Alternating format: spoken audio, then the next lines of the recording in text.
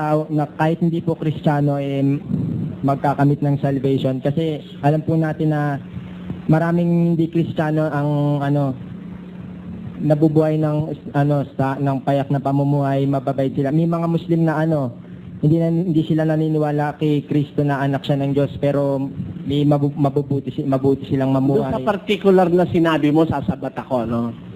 Kamo Muslim na hindi sila naniniwala kay Kristo, no? May hatol na ang Biblia doon 3:16, 3:17 ng Juan. Sapagkat hindi sinugo ng Diyos ang anak sa sanglibutan upang hatulan ang sanglibutan, kundi upang ang sanglibutan ay maligtas sa pamamagitan niya. Tulon. Ang sumasampalataya sa Kanya ay hindi hinahatulan. Ang hindi sumasampalataya ay hinatulan na. Ayun. Doon sa particular ngayon, pag ayaw mong kilalanin si Kristo, asa ilalim ka na ng hatol. Pag ayaw mong kilalanin si Kristo. Ano? Ngayon, sa tanong mo, meron naman mga iba-ibang tao sa mundo na namumuhay ng payak na pamuhay, mga simpleng pamuhay. May mga ateista rin, may mababait. Mga hindi alam, walang kilalang Kristo, hindi nila alam. Kasi iba yung ayaw kumilala kay Kristo kaysa dun sa hindi nakakilala kay Kristo. Meron kasi hindi man lang nila nabalitaan si Kristo kagaya sa Pilipinas. Nung panahong nakakaraan, wala man lang silang alam tungkol kay Kristo. Ano na ang kapalaran nila, no? Yun ang sinasabi sa Roma 2:16. Umpisa mo sa 11. Sapagkat ang Diyos ay hindi nagtatangi ng mga tao. Sapagkat ang lahat ng nangagkasala ng walang kautusan ay mga papahamak din naman ng walang kautusan.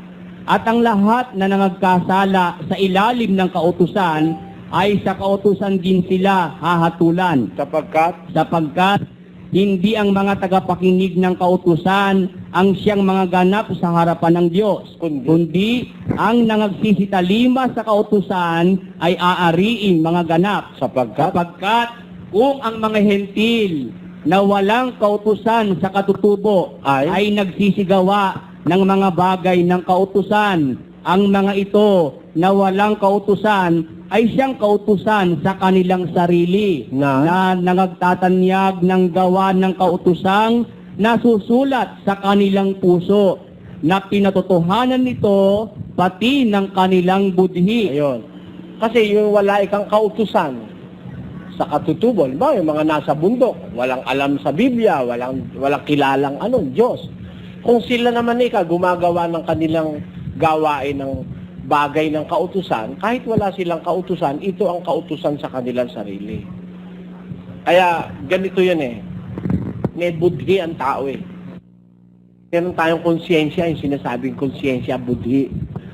Kahit wala kang alam sa Diyos, alam mo yung masama't mabuti Meron kang pakiramdam na mabuti at may pakiramdam na masama. Parang yung aso. Yung aso, wala namang alam na aral yun. Pero pag pinakain mo yun, alam niya yung gumanti ng utang na loob, yung aso. Pagdating mo, kumakawag ang buntot nun, didila-dilaan ka. Diba?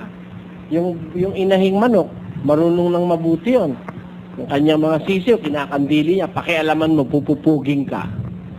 Manok man, may alam na mabuti, tao pa kaya walang alam mabuti. Kahit wala ka narinig na kautusan, kung gumagawa ka naman ng mabuti, hahatulang ka ayon doon sa ginawa mo. Ganun ang Diyos. Kasi yung paghatol, yun rendering of judgment Ang Diyos justisya Hindi ka naman niya pwedeng usisahin, sumampalataya ka ba sa akin? Sa aking anak at ikaw ba'y umanib sa iglesia? Wala nga kung alam na iglesia, Panginoon, hindi ko narinig O papa, sisisihin mo ba yun Wala pa naman Biblia na Pilipinas noon. Hindi pwedeng yun sisihin. Kaya ang Diyos na ang bahala ron. Kung ang tanong mo sa akin, may pag-asa bang maligtas yan? Meron. Kaya sa Biblia, ang nakasulat, kahit hindi ka nakarinig ng kautusan, kung gumaganap ka naman ng kabutihan na ayon sa iyong budhi, yun ang ihahatol sa'yo. Kaya you have a chance.